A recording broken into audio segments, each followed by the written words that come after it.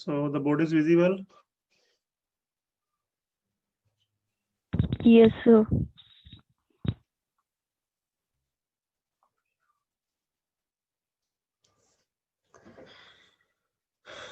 तो अभी तक आप लोगों ने मेरे ख्याल एक लैंग्वेज पढ़ी है, सी लैंग्वेज, है ना? Yes sir. C plus plus पढ़ी है या नहीं? हाँ जी, सी प्लस प्लस लैंग्वेज पढ़ी है या नहीं? हाँ जी बोलो बेटा, यस और नो जवाब तो दे दो यार। यस सर पढ़ी है पर डिटेल ਚ ਨਹੀਂ ਪੜ੍ਹੀ ਕਿਉਂਕਿ ਲੋਕਡਾਊਨ ਦੇ ਵਿੱਚ ਪ੍ਰੋਪਰ ਸਟੱਡੀ ਨਹੀਂ ਹੋਈ ਸਰ। ओके, मतलब सी प्लस प्लस सिलेबस में थी लेकिन वो लॉकडाउन की वजह से प्रॉपरली पढ़ नहीं पाए। हाँ जी Okay, सर। ठीक है। तो हमारी जो बेसिकली जावा लैंग्वेज है वो सी प्लस प्लस के ऊपर ही बेस्ड है, तो काफी ज्यादा कंसेप्ट हम सी प्लस प्लस के ही यूज करेंगे जावा के अंदर। तो हम साथ साथ में, क्योंकि आप लोगों को सी प्लस प्लस नहीं आती है, तो हम प्रॉपरली इसको स्टार्टिंग से स्टार्ट करते हैं कि बेसिकली जो सी प्लस प्लस एंड जावा है, हम इनको जो है वो ऑब्जेक्ट ओरिएंटेड प्रोग्रामिंग की कैटेगरी में रखते हैं। Object oriented programming. अब सबसे पहले हमने ये देखना है कि ये ऑब्जेक्ट ओरिएंटेड प्रोग्रामिंग होता क्या है। और जो सी लैंग्वेज थी, ये कौन सी लैंग्वेज थी? This was procedural language. This was procedural, या इसको हम फंक्शनल भी बोल देते हैं, फंक्शन ओरिएंटेड लैंग्वेज। तो प्रोसीजरल और फंक्शन ओरिएंटेड लैंग्वेज है, जहां हमारे पास ऑब्जेक्ट ओरिएंटेड लैंग्वेज है। दोनों में डिफरेंस हम बाद में देखेंगे, पहले हम देखते हैं कि इसमें प्रॉब्लम क्या है सी लैंग्वेज के अंदर। तो बेसिकली जब भी हम प्रोसीजर्स या फंक्शंस को यूज करते हैं अपने प्रोग्राम में, तो आप किसी भी प्रॉब्लम को क्या करते हैं, सब डिवाइड करते हैं डिफरेंट एग्जीक्यूटेबल यूनिट्स के अंदर। जैसे मान लीजिए आप लोगों ने एक मेन प्रोग्राम बनाना है, तो आप क्या करोगे, आप उसके अलग अलग फंक्शंस बना लेंगे कि आप लोगों के पास ये फंक्शंस पड़े हैं, you can use these functions in the program. जहां पर भी आपको रिक्वायरमेंट होगी आप इन फंक्शन को यूज कर सकते हो। और एक फंक्शन को आप फर्दर डिवाइड कर सकते हो, मान लीजिए ये फंक्शन है, आगे कुछ और फंक्शंस को यूज करता है अपने अंदर। सो दिस इज पॉसिबिलिटी, ये काफी दूर तक एग्जिस्ट कर सकती है, that you can have a nesting up to a multiple levels. लेकिन जहाँ पे प्रॉब्लम क्या होती है, प्रॉब्लम यह है कि हमारे पास एक वेरिएबल होता है जिसको बोलते हैं ग्लोबल वेरिएबल। आप लोगों ने ये पढ़ा होगा ग्लोबल वेरिएबल। तो ग्लोबल वेरिएबल क्या होता है, जो कि हर जगह ही असेसिबल है। वो मेन में भी असेस हो जाएगा, फंक्शंस में भी असेस हो जाएगा, सब फंक्शन में भी असेस हो जाएगा, कहीं भी आप उसके असेस करके उसकी वैल्यू को चेंज कर सकते हैं।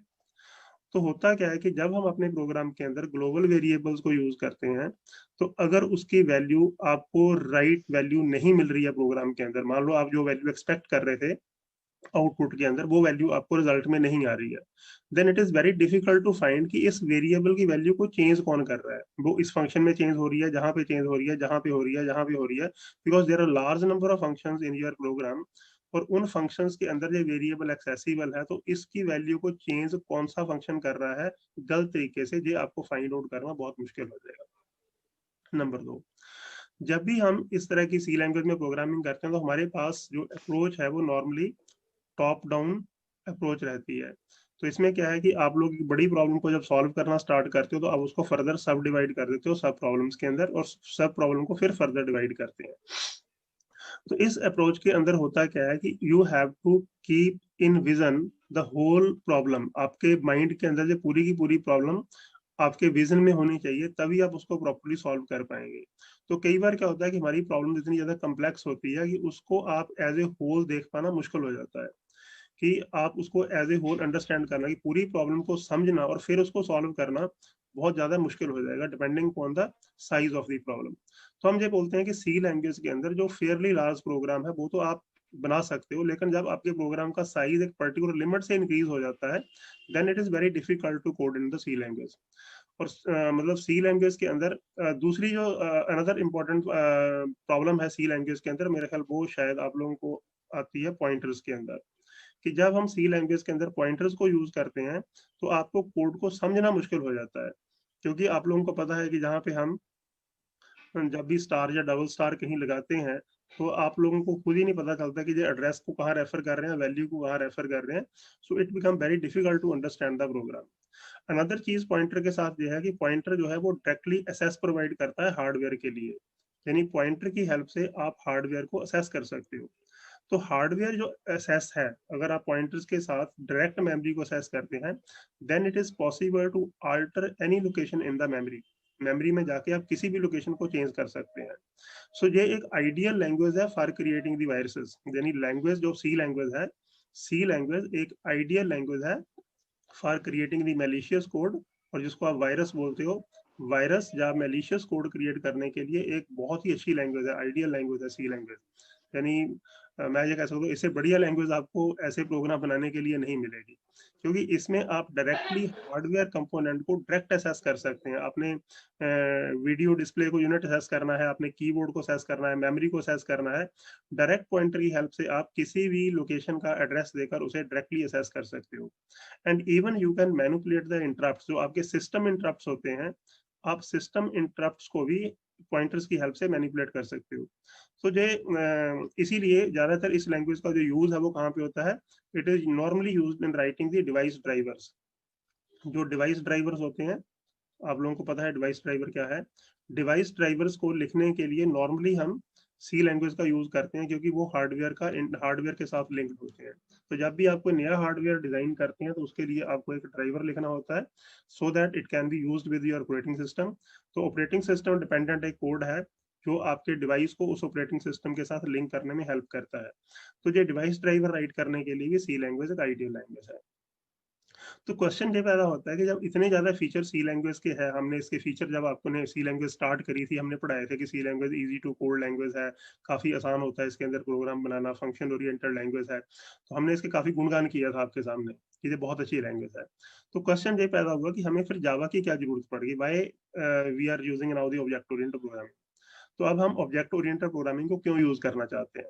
तो इसका सीधा सा कारण यह है कि हमारे पास जो कुछ लिमिटेशंस है सी लैंग्वेज की, हमने उनको बाहर करना है। जैसे ग्लोबल वेरिएबल्स की प्रॉब्लम जहाँ पे थी, एक हमें जब बहुत बड़ी प्रॉब्लम हो जाती है उसको फर्दर सब डिवाइड करने के लिए, जब उसकी कोडिंग में प्रॉब्लम आती है, एंड कई बार हमें जो प्रोग्राम की डीबगिंग जब हम करते हैं, तो प्रोग्राम के अगर मान लो रिजल्ट गलत नहीं आ रहे हैं, तो हमें ये समझना कि इस फंक्शन में हमारे पास गलत लॉजिक लगा हुआ है, ये फाइंड आउट करना मुश्किल हो जाता है। तो ऐसी चीजों को सॉल्व करने के लिए हमने कहा कि ऑब्जेक्ट ओरिएंटेड प्रोग्रामिंग जो है, उसको हम उसकी हेल्प से हम इन कुछ प्रॉब्लम को सॉल्व कर पाएंगे।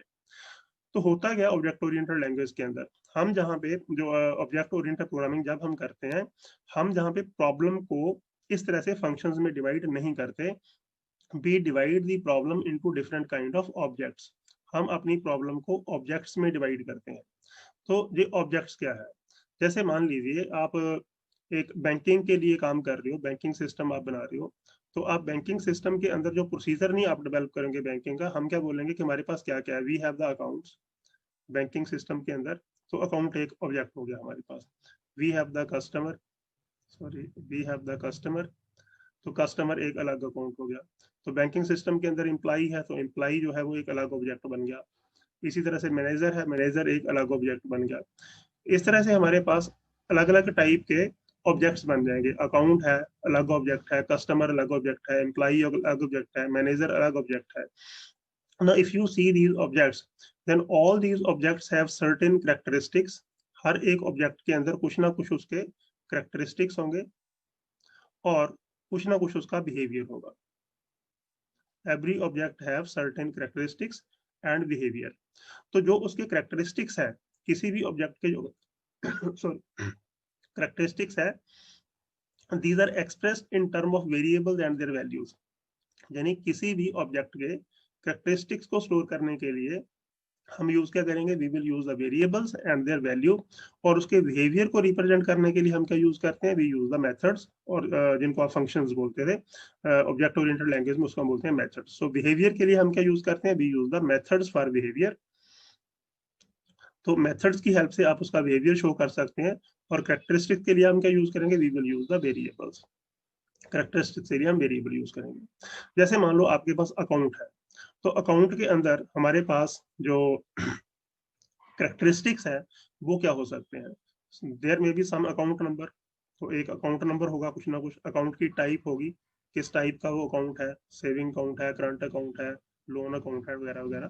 तो अकाउंट का नंबर है, अकाउंट का टाइप है, अकाउंट ओनर है, किसका अकाउंट है वो, तो अकाउंट ओनर का नाम होगा कोई भी, और लेटर से उसके अंदर एक बैलेंस अमाउंट होगा, फिर कितना बैलेंस अमाउंट उसके अंदर पड़ा हुआ। But are these are called the characteristics of the objects. तो हर एक ऑब्जेक्ट जो है आइडेंटिफाई होगा वो इन चीजों से कि उसका नंबर क्या है, टाइप क्या है, ऑनर कौन है, और उसके अंदर कितना अमाउंट पड़ा हुआ है, जो अकाउंट की कैरेक्टरिस्टिक्स है। नाउ आता है बिहेवियर क्या होगा इसके अंदर। बिहेवियर के अंदर है मतलब आप इसके साथ क्या कर सकते हैं। जैसे for example you can deposit some amount in it. तो डिपॉजिट अमाउंट करना एक इसका बिहेवियर है। You can withdraw some amount from this, आप इसमें से अमाउंट विड्रॉ कर सकते हैं। तो ये हम मेथड की हेल्प से रिप्रेजेंट करेंगे। ठीक है, यू कैन चेक बैलेंस की बैलेंस कितना है आप चेक कर सकते हो। तो check balance is an another method जिसकी हेल्प से आप बैलेंस चेक कर सकते हैं। तो ये चीजें क्या है हमारे पास, these are called the methods. तो जो भी हम ऑब्जेक्ट क्रिएट करेंगे उस ऑब्जेक्ट के अंदर ये चीजें जो उसके कैरेक्टरिस्टिक्स को रिप्रेजेंट करती है, और ये उसके मेथड जो है जो उसके बिहेवियर को रिप्रेजेंट करते हैं। Now you are not concentrating on the complete banking system. आप जब भी ऑब्जेक्ट ओरिएंटेड प्रोग्रामिंग करते हैं तो आप कंप्लीट बैंकिंग सिस्टम के ऊपर कंसंट्रेट नहीं कर रहे, you are concentrating on the individual object. तो आप जहाँ आपका जो फोकस होगा वो एक इंडिविजुअल ऑब्जेक्ट के ऊपर होगा कि मैं जिस ऑब्जेक्ट के लिए प्रोग्रामिंग कर रहा हूँ उस ऑब्जेक्ट के कैरेक्टरिस्टिक्स क्या है और उस ऑब्जेक्ट का बिहेवियर क्या है, तो उसके लिए आप प्रोग्रामिंग करते हो। इस तरह जब आप कस्टमर की बात करेंगे तो कस्टमर में have the customer has name, customer has some age, address and so on. तो इस तरह से कस्टमर का जो बिहेवियर है तो वो आप अलग अलग मेथड्स की हेल्प से डिफाइन कर सकते हैं। Same is the case with employee and manager objects. तो हर एक ऑब्जेक्ट को रिप्रेजेंट करने के लिए हमारे पास क्या क्या आ गया, तो उसके कैरेक्टरिस्टिक्स आ गए और एक उसका बिहेवियर आ गया। इन सभी चीजों को हमने इकट्ठा कर दिया है एक यूनिट के अंदर जिसको हम बोल रहे हैं ऑब्जेक्ट। यानी उस ऑब्जेक्ट के कैरेक्टरिस्टिक्स एंड बिहेवियर एक सिंगल यूनिट के अंदर जब आ जाते हैं तो हम उसको ऑब्जेक्ट बोल देते हैं। तो अब जहाँ पे प्रोग्रामिंग क्या करेगी, programming is the program is written with the interaction of object. तो हम ये कहते हैं कि these object interact with each other.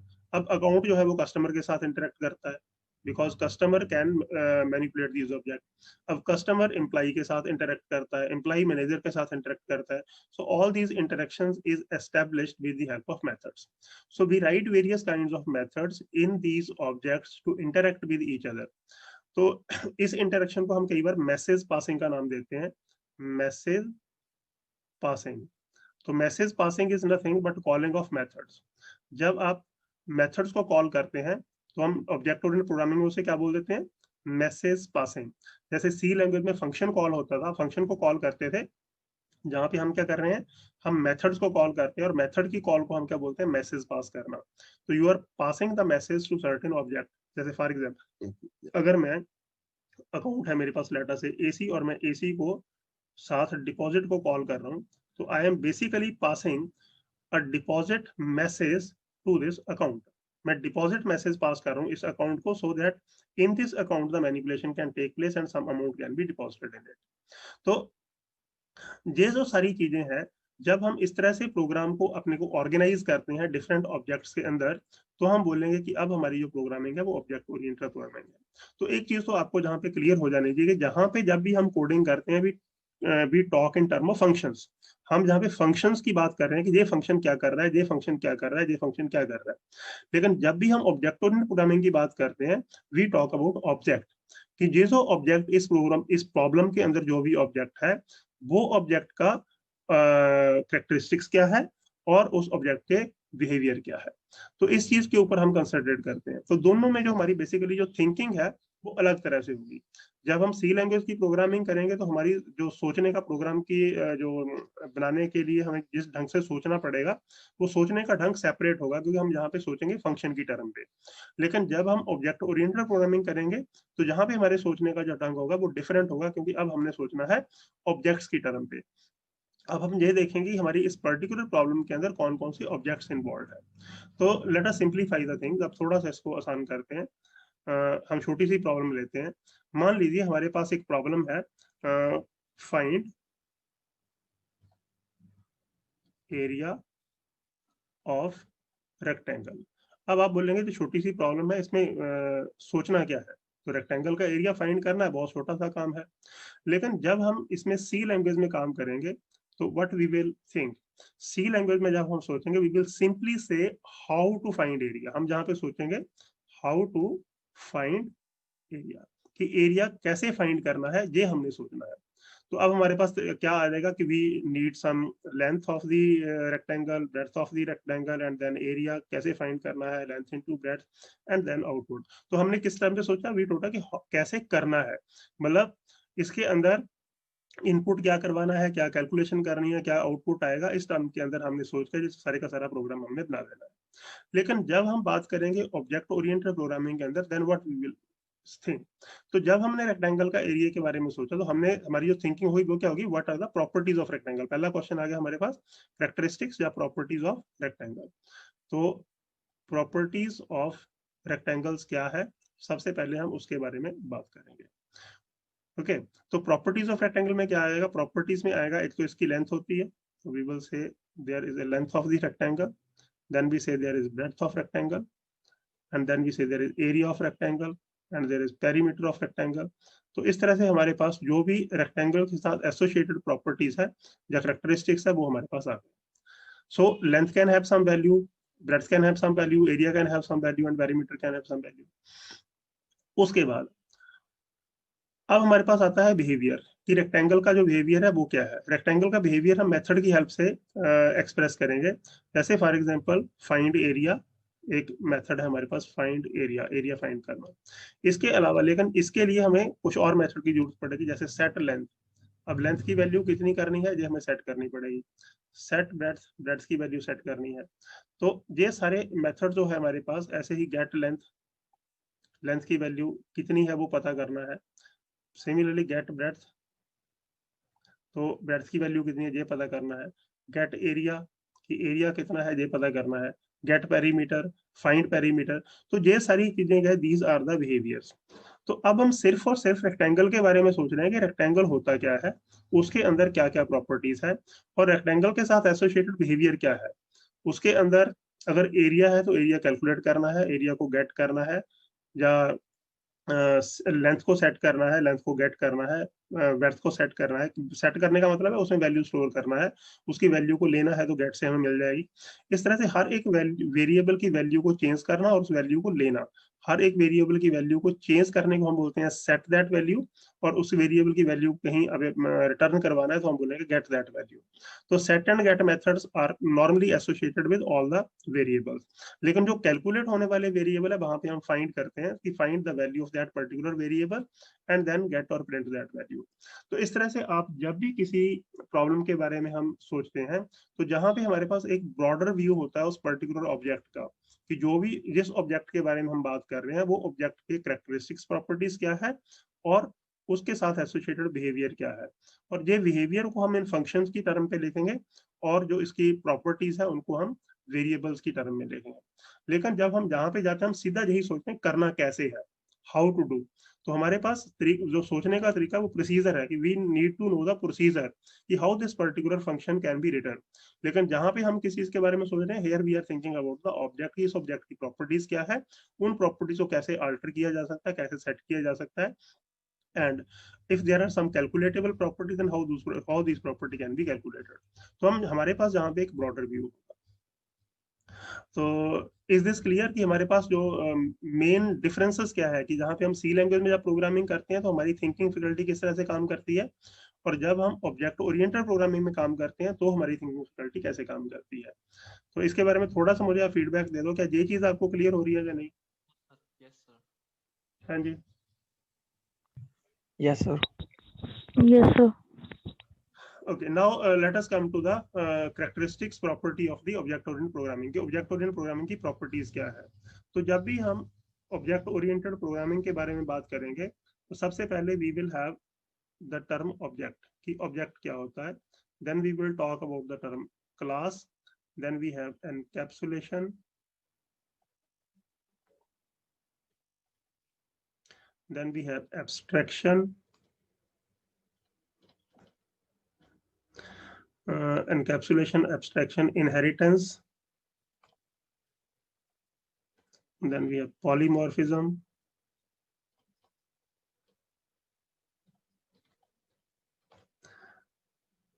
polymorphism, and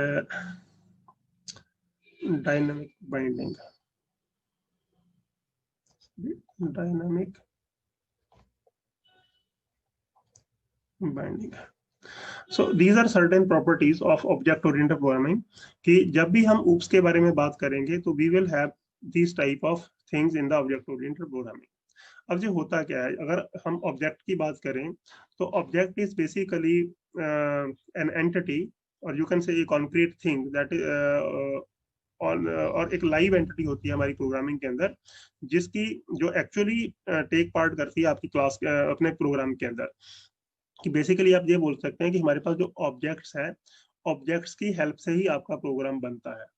तो ऑब्जेक्ट एक लाइव एंटिटी है आपके प्रोग्राम के अंदर जो एक्टिवली पार्टिसिपेट करती है। जैसे फॉर एग्जांपल अगर मैं बात कर रहा था अकाउंट की, तो this account may be a class, ये अकाउंट एक क्लास हो सकती है, but when I create an object of that particular class AC, so this AC is a live entity. जब एक ऑब्जेक्ट बन गया तो वो ऑब्जेक्ट जो होगा वो लाइव एंटिटी है आपके प्रोग्राम के अंदर, जो एक्चुअली मेथड रिसीव करती है, रेस्पॉन्ड करती है। यानी जो भी आप इसको मैसेज देंगे उस मैसेज को जो रिसीव करेगी और रेस्पॉन्ड करेगी। लेकिन अगर हम क्लास की बात करें तो क्लास सिंपली एक यूजर डिफाइंड डाटा टाइप है। It is nothing more than this, it is a user defined data type. यानी यूजर ने एक डाटा टाइप क्रिएट कर दिया और उस डाटा टाइप के आप जितने चाहें उतने ऑब्जेक्ट क्रिएट कर सकते हैं। तो class is basically a user defined data. जैसे आपके पास स्ट्रक्चर्स होती थी सी लैंग्वेज के अंदर, वैसे ही जहाँ पे हम एक क्लास डिक्लेयर करते हैं तो क्लास एक यूजर डिफाइंड डाटा टाइप है जिसके अंदर किसी भी ऑब्जेक्ट को डिफाइन किया जाता है कि इस क्लास जो हम क्लास बना रहे हैं उस क्लास के अंदर ऑब्जेक्ट को डिफाइन करते हैं कि जो भी ऑब्जेक्ट इस क्लास का बनेगा उसकी क्या क्या कैरेक्टरिस्टिक्स या प्रॉपर्टीज होंगी और क्या वो बिहेवियर शो करेगा। यानी क्लास एक हमारे पास टेम्पलेट बोल सकते हैं कि ऑब्जेक्ट का एक टेम्पलेट है जिसकी अंदर हमने उस ऑब्जेक्ट को डिफाइन किया हुआ है। कि जैसे फॉर मैं यहाँ बता रहा था कि अकाउंट अगर क्लास है तो एसी एक ऑब्जेक्ट है, तो बेसिकली एसी के अंदर क्या प्रॉपर्टीज होंगी और वो किस तरह का बिहेवियर शो करेगा, everything is written in the account class. यानी एक ऑब्जेक्ट का बिहेवियर कैसा होगा, वो ऑब्जेक्ट क्या क्या प्रॉपर्टीज उसके पास होंगी, वो सारी चीजें हमने क्लास में डिफाइन करनी है। तो क्लास एक पैसिव एंटिटी है, मतलब it does not actively participate in the program but it allow us to create the objects. तो क्लास हमारे पास क्या है, एक पैसिव एंटिटी है just like a data type. तो बेसिकली डाटा टाइप आपके प्रोग्राम में एक्टिव रोल प्ले नहीं करते, वेरिएबल प्ले करते हैं। जो भी आपने कैलकुलेशन करनी है वो वेरिएबल की हेल्प से होती है, ना कि डाटा टाइप की हेल्प से। तो जहाँ पे क्लास जो है वो जस्ट लाइक अ वेरिएबल की तरह काम करती है कि आप क्लास की टाइप का ऑब्जेक्ट क्रिएट करेंगे and then that object will become a live entity और वो आपके प्रोग्राम के अंदर पार्टिसिपेट करेगी। सो जहाँ पे it is enough to know, अभी तक इतना ही हमें पता होना चाहिए कि जो क्लास है वो एक यूजर डिफाइंड डाटा टाइप है और जब हम उस टाइप का कोई वेरिएबल ले लेते हैं वो वेरिएबल ऑब्जेक्ट बन जाता है। तो सिंपल सी बात ये याद रखनी है आपने कि क्लास एक यूजर डिफाइंड डाटा टाइप है कि यूजर ने जो डाटा टाइप डिफाइन किया वो क्लास की फॉर्म में किया और जो क्लास टाइप का वेरिएबल लेंगे वो ऑब्जेक्ट बनेगा। That is basically reference type variable बोलते हैं हम इसको। तो जो ऑब्जेक्ट होता है वो क्लास टाइप का वेरिएबल होता है। Then we have the term encapsulation. Encapsulation का मतलब होता है कि हमारे पास जो स्टेट वेरिएबल जहाँ हम कैरेक्टरिस्टिक या प्रॉपर्टीज बोलते हैं कि प्रॉपर्टीज ऑफ द ऑब्जेक्ट और बिहेवियर ऑफ द ऑब्जेक्ट, और जो मेथड्स है उनको हम इकट्ठा कर देते हैं। तो मान लीजिए हमारे पास जहाँ पे कुछ वेरिएबल्स है, वेरिएबल्स मतलब जो इंस्टांस वेरिएबल्स भी बोलेंगे हम, इंस्टांस वेरिएबल जो प्रॉपर्टी शो करते हैं, किसी भी ऑब्जेक्ट की प्रॉपर्टी शो करते हैं। These instance variables are protected by the methods. तो ये जो मेथड्स है हमारे पास ऑब्जेक्ट्स के, उनके अंदर हम इन वेरिएबल्स को, इंस्टांस वेरिएबल्स को प्रोटेक्ट करके रखते हैं। Mean only methods has the right to alter these variables और नो देयर वैल्यूज। और जो आउटसाइड वर्ल्ड है वो सिर्फ मेथड के साथ लिंक्ड है, वो डायरेक्टली इन वेरिएबल को असेस नहीं कर पाता। तो जो हमारी ग्लोबल वेरिएबल्स की प्रॉब्लम थी, जो मैंने आपको बताया कि सी लैंग्वेज के अंदर ग्लोबल वेरिएबल एग्जिस्ट करते हैं और ग्लोबल वेरिएबल की जो प्रॉब्लम है उसको सॉल्व करने के लिए encapsulation play a major role. यानी अब हमारे पास जो आपके ऑब्जेक्ट के साथ एसोसिएटेड इंस्टांस वेरिएबल्स है, जो उसकी प्रॉपर्टी जो भी है, कैरेक्टरिस्टिक्स प्रॉपर्टी हो जो आपके ऑब्जेक्ट की है, उन कैरेक्टरिस्टिक्स प्रॉपर्टी को अगर कोई चेंज कर सकता है तो सिर्फ और सिर्फ उसके साथ एसोसिएटेड मेथड कर सकते हैं जो उस ऑब्जेक्ट का पार्ट है। इसके अलावा उस ऑब्जेक्ट से बाहर इन्वायरमेंट जितना भी है, जितने भी ऑब्जेक्ट इसके बाहर पड़े हैं, चाहे वो कोई भी मेथड हो, वो इन वेरिएबल्स तक नहीं पहुंच सकता। तो जो हमारे पास प्रॉब्लम वहां पे आ रही थी, कोई ग्लोबल वेरिएबल की वैल्यू को चेंज कर देगा तो हमें ये नहीं पता चलेगा किसने चेंज किया, वो जहां पे राइज ही नहीं होता, because these variables can be altered by only the method associated with that object. तो जब हम इन दोनों चीजों को इकट्ठा कर देते हैं, यानी इन इंस्टांस वेरिएबल्स को मेथड के अंदर बंद कर देते हैं, तो इस चीज को हम बोलते हैं एनकैप्सुलेशन, बिकॉज इन वेरिएबल्स की एसेस सिर्फ और सिर्फ मेथड्स के तक ही है, मेथड से बाहर ये वेरिएबल एसेसिबल नहीं है, और लेकिन ये जो मेथड है ये बाहर एसेसिबल है। तो इसी कंसेप्ट को हम एनकैप्सुलेशन बोलते हैं। जैसे कैप्सूल होता है ना, कैप्सूल के अंदर क्या होता है, जो मेडिसिन होती है वो अंदर होती है और बाहर एक स्वीट सा शेल लगा होता है, तो उस शेल के अंदर मेडिसिन होती है। तो यूजर को क्या दिखता है, यूजर को सिर्फ वो शेल नजर आता है बाहर से, उसको उसके अंदर वाली दवाई जो मेडिसिन है वो नजर नहीं आती। इसी तरह से ही एनकैप्सुलेशन के अंदर क्या है कि जो वेरिएबल है हमारे पास, जो इंस्टांस वेरिएबल है, वो इस शेल के अंदर है, और बाहर हमें क्या नजर आता है, बाहर में सिर्फ मेथड्स नजर आते हैं। उन मेथड्स की हेल्प से हम इसकी प्रोग्रामिंग करते हैं, लेकिन वो वेरिएबल्स कौन कौन से हैं, उनके अंदर क्या चेंजेस हो रही है, वो सिर्फ इन मेथड्स को पता है, इसका जो एनवायरनमेंट है उसे पता नहीं चलेगा। So that is why it is known as encapsulation. उसके बाद नेक्स्ट कंसेप्ट आता है हमारा एब्स्ट्रैक्शन का। एब्स्ट्रैक्शन का मतलब होता है to represent what is required, यानी उस चीज को रिप्रेजेंट करना जो हमें चाहिए, और जो डिटेल हमें नहीं चाहिए उसको छोड़ देना, इस चीज को हम बोलते हैं एब्स्ट्रैक्शन। जैसे फॉर एग्जांपल हमारे पास कोई भी जो रियल लाइफ ऑब्जेक्ट होगा, रियल लाइफ ऑब्जेक्ट जो है, it is multi dimensional object हमेशा ही। अगर आप किसी भी रियल लाइफ ऑब्जेक्ट की बात करेंगे, उसको अगर आपको देखना हो तो रियल लाइफ ऑब्जेक्ट जो होगा वो हमारे पास, उसकी जो बाउंड्री है वो अनडिफाइंड बाउंड्री होगी, चीज इसके अंदर आ सकती है या नहीं आ सकती। जैसे फॉर एग्जांपल अगर हम बात करें person, let us student, sorry, हमारे पास एक ऑब्जेक्ट है स्टूडेंट। अब मैं बोल रहा हूँ कि स्टूडेंट जो है, इसकी जो बाउंड्री है वो अनडिफाइंड है, बिकॉज क्या चीज एक स्टूडेंट ऑब्जेक्ट के अंदर हमने रखना है और क्या नहीं रखना है, it is very vague thing. For example student के लिए हमारे पास प्रॉपर्टी हो सकती है रोल नंबर, रोल नंबर एक प्रॉपर्टी उसकी हो सकती है, नेम प्रॉपर्टी हो सकता है, क्लास प्रॉपर्टी हो सकता है, सब्जेक्ट जो वो पढ़ रहा है वो प्रॉपर्टी हो सकता है, फी जो वो डिपॉजिट कर रहा है वो प्रॉपर्टी हो सकती है। तो स्टूडेंट्स के लिए क्या क्या चीजें हमने जहाँ पे लेनी है और क्या छोड़नी है। जैसे फॉर एग्जांपल अगर हम ये माने कि हमारे लिए ये इंपॉर्टेंट नहीं है कि हाइट ऑफ स्टूडेंट क्या है, उसकी लेट अस से रिलीजन क्या है, उसकी कास्ट क्या है, उसके कलर ऑफ हेयर क्या है, कलर ऑफ हेयर क्या है, ये चीजें हमारे लिए इंपॉर्टेंट नहीं है, ठीक है। तो इन चीजों, वैसे ये सारी की सारी प्रॉपर्टी है स्टूडेंट की, मतलब हम ये नहीं कह सकते कि these are not associated with the student, these are associated with the student, but for our problem these properties are not relevant, ये चीजें हमारे लिए रेलिवेंट नहीं है। तो जब भी हम इसके ऊपर अपनी रिक्वायरमेंट अप्लाई करेंगे, रिक्वायरमेंट्स का मतलब होता है कि हमने इस ऑब्जेक्ट को किस पर्पस के लिए रिप्रेजेंट करना, then we have a proper boundary of the object. तो हमारे पास ये जो प्रोग्रामिंग ऑब्जेक्ट है वो हमारे पास जहाँ पे जनरेट हो जाएगा, कि प्रोग्रामिंग ऑब्जेक्ट जो होगा वो हमारे पास, उसके उसकी जो शेप होगी प्रॉपर होगी, उसकी बाउंड्री जो है फिक्स होगी, कि हमें पता है कि क्या चीज हमने इसमें इंक्लूड करनी है, क्या चीज इसमें इंक्लूड नहीं करनी है, जो डिपेंड करता है रिक्वायरमेंट्स के ऊपर। तो अगर आप एक स्टूडेंट को रिजल्ट जनरेशन के लिए, अपने रिजल्ट बनाना है स्टूडेंट का, उसके लिए आपकी प्रॉब्लम क्या है, to create the result of the student. तो अगर अपने रिजल्ट के लिए प्रोग्राम बनाना है तो वी नीड दीज थिंग्स, हमें उसका रोल नंबर चाहिए, नेम चाहिए, क्लास चाहिए, सब्जेक्ट चाहिए, हर एक सब्जेक्ट के अंदर मार्क्स चाहिए, but fee is not important, कि उसने कितनी फीस दी है रिजल्ट के लिए ये इंपॉर्टेंट नहीं है, तो हम इसको छोड़ देंगे। तो फी is not a property that is required. तो इस तरह से जो जो प्रॉपर्टी हमें उस प्रॉब्लम के लिए चाहिए हम उनको इंक्लूड करेंगे, जो नहीं चाहिए उनको हम एक्सक्लूड कर देंगे। So what is the thing, this is the requirement. ये रिक्वायरमेंट हमारी फिक्स करेगी कि कौन सी हमारी रिक्वायरमेंट है, उन रिक्वायरमेंट के अकॉर्डिंगली हम जो रिक्वायर्ड प्रॉपर्टीज है उनको हम ऑब्जेक्ट में रेफर करेंगे, और जो रिक्वायर्ड नहीं है उनको हम एक्सक्लूड कर देंगे। तो इस तरह से एक रियल लाइफ ऑब्जेक्ट को हम प्रोग्रामिंग ऑब्जेक्ट के अंदर कन्वर्ट कर देंगे। तो I hope this is clear कि रियल लाइफ ऑब्जेक्ट के अंदर बहुत सी ऐसी प्रॉपर्टीज होंगी जो हमारी प्रोग्रामिंग के अंदर रिक्वायर्ड नहीं है।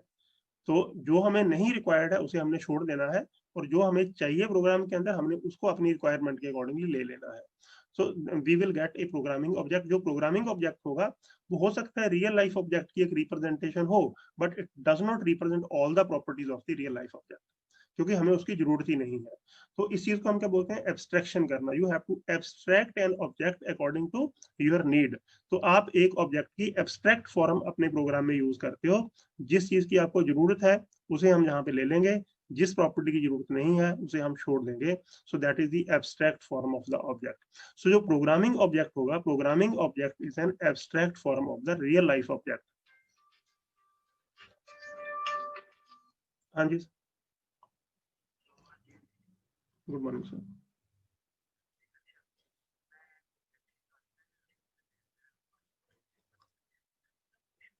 ठीक है जी,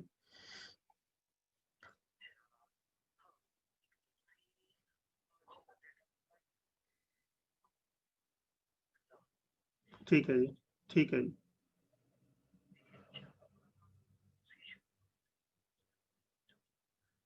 ओके सर।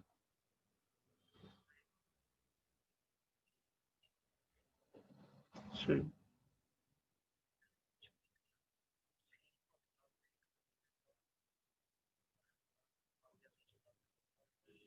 हम्म,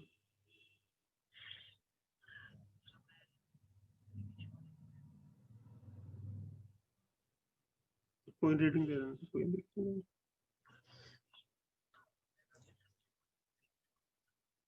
हम्म।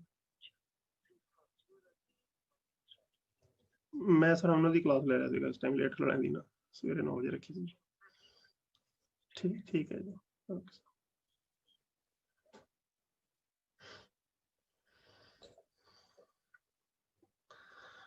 ओके, तो तीन प्रॉपर्टी हमारे पास और है, इनहेरिटेंस, पॉलीमॉर्फिज्म और डायनेमिक बाइंडिंग। तो as far as inheritance is concern, ये आपको पता है, इसके बारे में मैं ज्यादा नहीं बताऊंगा, इसको डिटेल में हम बाद में डिस्कस करेंगे। पॉलीमॉर्फिज्म भी डिटेल में डिस्कस करेंगे। और डायनेमिक बाइंडिंग, तो थोड़ा सा बता देता हूँ। इनहेरिटेंस क्या होता है कि जब हमारे पास कोई एक क्लास एग्जिस्ट करती है, तो आप उस क्लास से एक दूसरी क्लास बना देते हो by inheriting the property of the previous class. तो इसको कैसे करना है, ये बात की बात है। पॉलीमॉर्फिज्म का बात है, अगर बात करें तो जब हमारे पास एक ही मेथड जो है, एक वन सिंगल नेम जो होता है मेथड का, अगर सेम नेम को हम मल्टीपल पर्पज के लिए यूज करते हैं तो वो पॉलीमॉर्फिज्म की कैटेगरी में आता है। एंड डायनेमिक बाइंडिंग क्या है, डायनेमिक बाइंडिंग का मतलब होता है कि जब भी आप कोई वेरिएबल या ऑब्जेक्ट डिक्लेयर करते हैं, उस ऑब्जेक्ट रेफरेंस को आप किस ऑब्जेक्ट के साथ लिंक कर रहे हो, किस ऑब्जेक्ट के साथ लिंक कर रहे हो, कि one object reference is linked to which object. अगर आपको ये कंपाइल टाइम पे क्लियर हो तो हम इसको अर्ली बाइंडिंग बोलते हैं। लेकिन अगर हमें कंपाइल टाइम पे ये पता ना चले कि इस पर्टिकुलर ऑब्जेक्ट रेफरेंस में कौन सा ऑब्जेक्ट स्टोर होगा, तो हम उसको डायनामिक बाइंडिंग बोलते हैं। यानी अगर हमें ये रन टाइम पे जाके पता चलेगा कि इस पर्टिकुलर ऑब्जेक्ट रेफरेंस में कौन सा ऑब्जेक्ट स्टोर होगा, तो हम उसे डायनामिक बाइंडिंग बोलेंगे। जैसे फॉर एग्जांपल, मान लो मेरे पास एक ऑब्जेक्ट लिया है मैंने, शेप क्लास का एस एच ऑब्जेक्ट है, और इस एस एच ऑब्जेक्ट के अंदर मैं मल्टीपल रेफरेंसेस स्टोर कर सकता हूँ। लेट अस से I can have reference of circle, let us से सी, रेक्टेंगल, आर। तो अगर मेरे पास एस एच के अंदर मैं सी की रेफरेंस भी स्टोर कर सकता हूँ, एस एच के अंदर मैं आर की रेफरेंस भी स्टोर कर सकता हूँ। यानी एस एच सर्कल को भी रेफर कर सकता है शेप, और एस एच शेप जो है वो एक रेक्टेंगल को भी रेफर कर सकता है। तो रन टाइम के अंदर ये पता चलेगा कि एक्चुअली एस एच में कौन सी रेफरेंस पड़ी हुई है, क्या वो रेफरेंस सर्कल की है या वो रेफरेंस रेक्टेंगल की है। तो it is not clear eight compile time. Compile time पे हमें पता नहीं चलेगा कि एस एच जो है वो किसकी रेफरेंस को स्टोर करता है एट पर्टिकुलर टाइम, तो उस पर्टिकुलर टाइम पे एस एच में कौन सी रेफरेंस पड़ी है। तो ये केस है हमारे पास डायनामिक बाइंडिंग या लेट बाइंडिंग का केस है। तो अब ये सारी की सारी जो प्रॉपर्टी है तीनों ही हमारे पास डिटेल में आएंगी बाद में जाके, क्योंकि एक एक चैप्टर इन्वॉल्व है जहाँ पे कि इनहेरिटेंस क्या होता है, कितनी टाइप की होती है, कैसे इंप्लीमेंट करते हैं, ऐसे पॉलीमॉर्फिज्म क्या है, कितनी टाइप का है, कैसे इंप्लीमेंट होता है, और डायनामिक बाइंडिंग कैसे काम करती है। ये सारी चीजें हमारी एंड में जाके डिटेल में आनी है, तो मैं अभी तक इसके बारे में ज्यादा डिस्कस नहीं कर रहा हूँ। तो आज हमने जो पढ़ा है उसके बारे में एक बार रिवाइज कर दूं कि सबसे पहले हमने ये देखा कि सी लैंग्वेज जो है वो फंक्शनल प्रोग्रामिंग या प्रोसीजरल प्रोग्रामिंग के ऊपर बेस्ड है और उसके अंदर कुछ प्रॉब्लम्स है और उन प्रॉब्लम्स को रिमूव करने के लिए हमें ऑब्जेक्ट ओरिएंटेड प्रोग्रामिंग को यूज करना है। तो ऑब्जेक्ट ओरिएंटेड प्रोग्रामिंग के अंदर हम किस टर्म पे सोचते हैं, we think in term of objects and not in term of procedures. तो जहाँ पे हमारी जो थिंकिंग का प्रोसीजर है, जो थिंकिंग का तरीका कह लो हमारे पास, वो इन टर्म ऑफ ऑब्जेक्ट्स है, ना कि इन टर्म ऑफ प्रोसीजर। हम जहाँ प्रोसीजर या फंक्शन की टर्म में नहीं सोचते, हम जहाँ पे ऑब्जेक्ट्स की टर्म पे सोचते हैं, हम ये सोचते हैं कि हमारे प्रॉब्लम में किस कौन कौन से ऑब्जेक्ट्स इन्वॉल्व है, उन ऑब्जेक्ट की क्या प्रॉपर्टी है और क्या वो बिहेवियर शो करते हैं। और ऑब्जेक्ट ओरिएंटेड प्रोग्रामिंग की जो मेन कैरेक्टरिस्टिक्स है वो ये है object, class, encapsulation, abstraction, inheritance, polymorphism, dynamic binding. तो ये तीनों हम डिटेल में डिस्कस करेंगे और आज हमने डिस्कस किया है कि ऑब्जेक्ट क्या होता है, क्लास क्या होती है, एनकैप्सुलेशन किसे बोलते हैं और एब्स्ट्रैक्शन जो है वो क्या होता है। तो इसके बारे में कोई डाउट या क्वेश्चन आप पूछना चाहते हो, अपने आप को अनम्यूट करके पूछ लीजिए। ਸਰ ਇੱਕ हाँ ਡਾਊਟ जी। ਐਬਸਟ੍ਰੈਕਸ਼ਨ ਨੂੰ ਸਰ ਇੱਕ ਲਾਈਨ ਵਿੱਚ ਥੋੜਾ ਸਮਝਾ ਦੋਗੇ ਮਤਲਬ ਹੋਰ ਇੱਕ किस चीज का? ਐਬਸਟ੍ਰੈਕਸ਼ਨ। हाँ, एब्स्ट्रैक्शन का बेटे, एब्स्ट्रैक्ट पता है, एब्स्ट्रैक्ट का मतलब होता है जो एक्चुअल ना हो। हाँ जी। ओके, तो एक्चुअल जैसे मैंने अभी आपको बताया कि जो रियल लाइफ ऑब्जेक्ट्स होते हैं, रियल लाइफ ऑब्जेक्ट्स की जो प्रॉपर्टी होती है बहुत ज्यादा होती है। हाँ जी। हाँ जी। जब हम उस रियल लाइफ ऑब्जेक्ट को अपने प्रोग्राम में रिप्रेजेंट करने की कोशिश करेंगे तो हमें उसको रिस्ट्रिक्ट करना पड़ेगा, क्योंकि वो सब कुछ हम अपने प्रोग्राम में रिप्रेजेंट नहीं कर सकते जितना डायनामिक वो ऑब्जेक्ट है। तो जब हमने उसको प्रोग्राम के अंदर लेके आना है तो हमें रिस्ट्रिक्ट करना पड़ेगा, हमें कौन सी प्रॉपर्टीज की लेनी है, कौन सी नहीं लेनी है। वो डिपेंड करेगा आपकी रिक्वायरमेंट के ऊपर कि आप उस ऑब्जेक्ट को क्यों रिप्रेजेंट करना चाहते हैं, यानी आपकी रिक्वायरमेंट क्या है प्रोग्राम बनाने के लिए। तो जो भी आपके प्रोग्राम की रिक्वायरमेंट होगी उसके वो डिसाइड करेंगे कि आपने कौन से फील्ड जहां से लेने हैं, कौन से नहीं लेने हैं। ओके। जैसे जहाँ पे आप अगर देखोगे तो मैंने जहाँ पे roll number, name, class and subject लिया, इसमें अंदर एड्रेस नहीं है। हाँ जी। हाँ जी। ओके, जहाँ पे मैंने एड्रेस ऑफ स्टूडेंट छोड़ा हुआ है वह, क्योंकि मुझे रिजल्ट कंपाइल करना है, रिजल्ट के लिए मुझे एड्रेस की जरूरत नहीं है। ओके, लेकिन अगर मुझे जहाँ पे मेरी प्रॉब्लम ये होती है कि I have to communicate with the student, मुझे स्टूडेंट के साथ कम्युनिकेशन करनी है, उनको मुझे मैसेज करने हैं, उनको कोई लेटर लिखना है, तो वहां पे मुझे एड्रेस की जरूरत पड़ेगी। तो now I have to include the address, क्योंकि मेरी रिक्वायरमेंट चेंज होगी। तो जैसे ही रिक्वायरमेंट चेंज होगी हमारी एब्स्ट्रैक्ट फॉर्म ऑफ प्रोजेक्ट भी चेंज हो जाएगी।